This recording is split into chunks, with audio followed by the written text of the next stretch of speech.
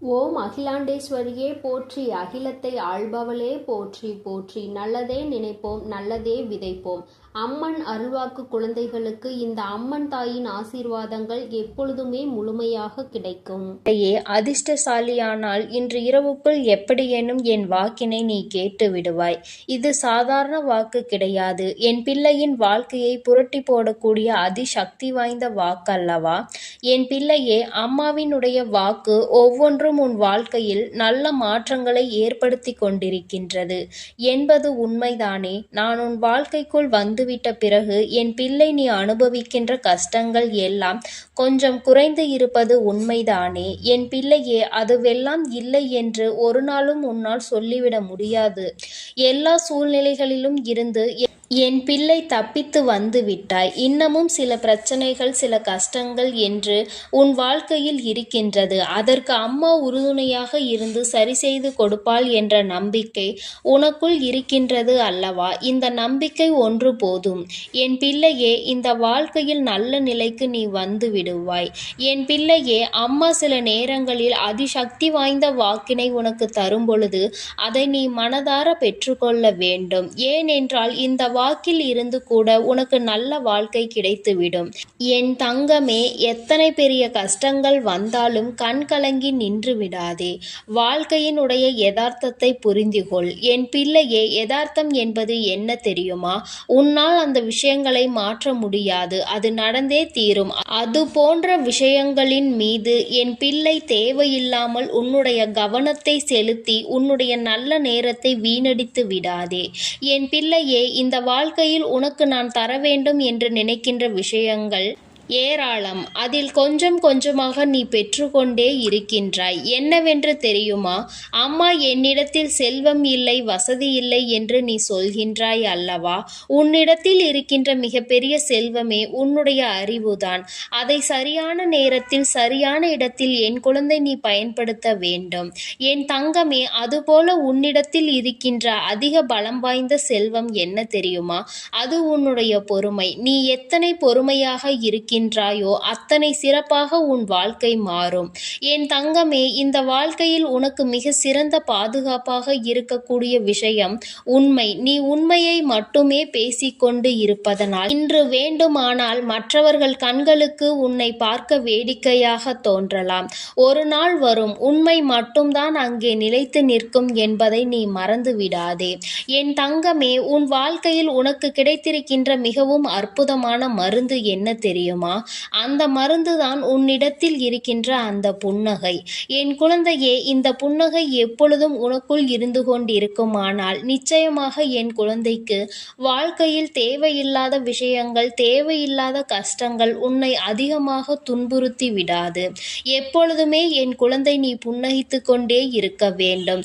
இழந்ததை எண்ணி என் பிள்ளை வருந்தாமல் தெய்வ நம்பிக்கையை கொண்டு இந்த வாழ்க்கையில் நீ எல்லாவற்றையும் பெற வேண்டும். என் தங்கமே, அதிக கவலை வரும் பொழுதெல்லாம் உன் தாயானவள் என் அருகில் வந்து அமர்ந்து கொள்.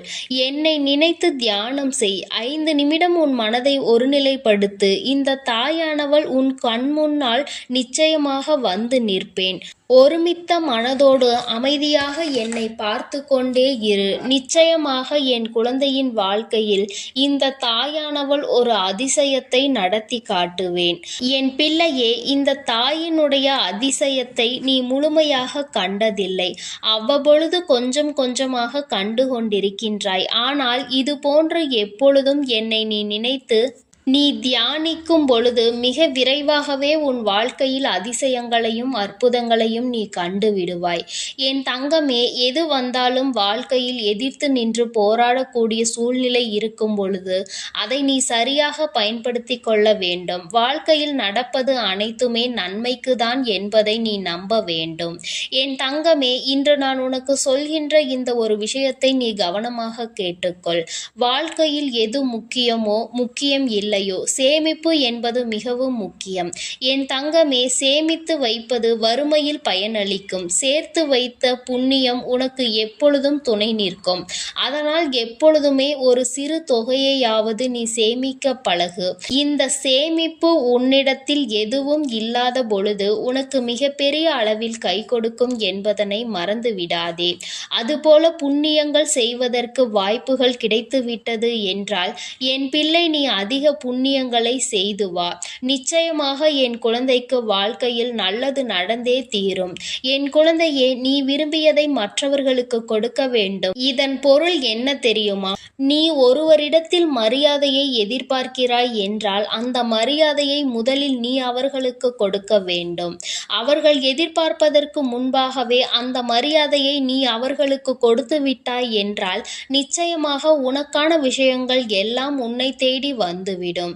என் தங்கமே, உனக்கு கஷ்டத்தை நான் கொடுக்கிறேன் என்றால் அது உன்னை துன்புறுத்துவதற்கு கிடையாது. உன்னை சுற்றி இருக்கின்ற போலியான உறவுகளையும் அவர்களினுடைய முகத்திரைகளையும் உன் முன்னால் கிழித்தெறிவதற்காகத்தான் இத்தனை சோதனைகள் நடந்தது என்பதை முதலில் நீ புரிந்து கொள்ள வேண்டும்.